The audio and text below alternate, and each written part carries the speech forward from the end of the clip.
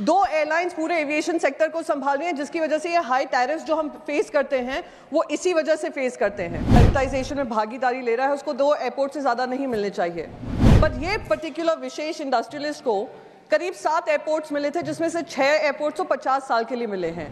5 full service airlines होती थी, 17 साल में अब एक ही रह गई है। सर, आपने मुझे इस इम्पोर्टेंट बिल पे बोलने का मौका दिया, मैं आपका धन्यवाद देना चाहूँगी।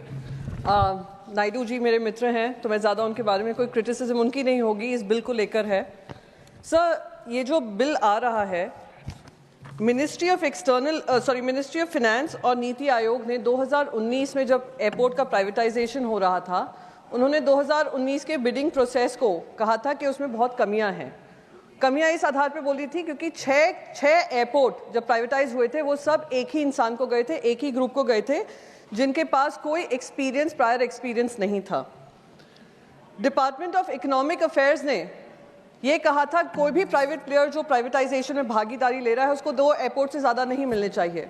पर ये पर्टिकुलर विशेष इंडस्ट्रियलिस्ट को करीब 7 एयरपोर्ट्स मिले थे, जिसमें से 6 एयरपोर्ट्स तो 50 साल के लिए मिले हैं। एक ही एयरपोर्ट फाइनेंशियली वायबल है, बाकी सारे लॉसेज में हैं। और वो कौन है, वो जॉर्ज सोरोस हमें नहीं बताएगा, वो मिनिस्ट्री ऑफ फिनेंस और इन सब से ही पता चल रहा है, वो अदानी एयरपोर्ट्स है। सर, जब वो ये मैक्रो बिल है जहाँ पे हम एयरलाइंस की बात कर रहे हैं, एयरपोर्ट्स की बात कर रहे हैं, इंफ्रास्ट्रक्चर की बात कर रहे हैं, इन्होंने कहा कि 880 एयरक्राफ्ट नए आने वाले हैं। पर ये बताना भूल गए कि हमने 5 एयरलाइंस जो फुल सर्विस एयरलाइंस होती थी, करीब 13 सर्विस एयरलाइंस होती थी, 5 फुल सर्विस एयरलाइंस होती थी, 17 साल में अब एक ही रह गई है, वो है एयर इंडिया। और किसी तरीके का फेयर कंपटीशन जो हम कहते हैं, कोई फेयर कंपटीशन नहीं रह गया है, मोनोपोली या डुओपोली रह गई है। 2 एयरलाइंस पूरे एविएशन सेक्टर को संभाल रही हैं, जिसकी वजह से ये हाई टैरिफ्स जो हम फेस करते हैं वो इसी वजह से फेस करते हैं। ना एयरलाइंस हैं, 880 एयरक्राफ्ट हैं, पर किसके पास मोनोपोली है, डुओपोली है, वो हम सब जानते हैं, वो इंडिगो एयरलाइंस है और एयर इंडिया है। सर, दूसरा जो है कहा जाता है जो टैक्सेस ATF फ्यूल है, 40% जो पैसेंजर फेयर होता है वो जो फ्यूल है उसकी वजह से निर्धारित होता है। उस पर भी जो सारे इनके स्टेट्स हैं, जिस तरीके से उस पर टैक्सेस लगते हैं, उस पर भी किसी तरीके की कार्रवाई नहीं की गई है कि जनता को राहत मिले। मंत्री जी ने उड़ान स्कीम के बारे में कहा था कि उड़ान स्कीम से हवाई चप्पल वाले हवाई यात्रा कर रहे हैं। अभी महाराष्ट्र के भी एक MP बताकर गए हैं कैसे उड़ान भर रहे हैं।